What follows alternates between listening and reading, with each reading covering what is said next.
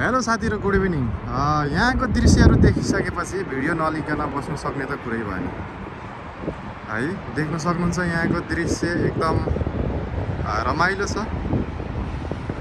जहाँ यो डाँडाबाट चाहिँ तल निहाल्ने हो भने कयौं गाडीहरू चाहिँ कुदिरहेको देख्न सक्छौं हामी।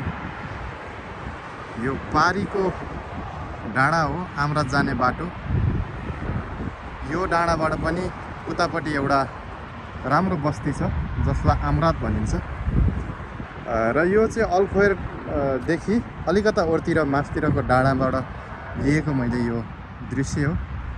जहाँ इभिनिङमा यस ठाउँको मानिसहरू चाहिँ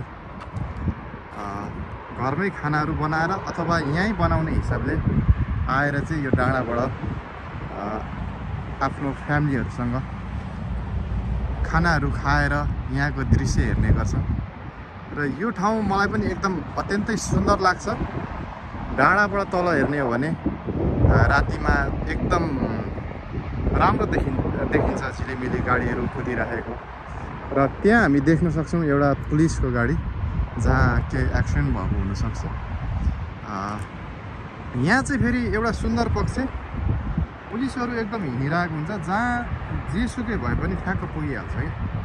त्यो कारणले गर्दाखेरि यहाँ अहिलेसम्म त्यस्तो चोर फटा गुन्डा लाग्ने भन्ने चाहिँ मैले सुनेको छुइनँ।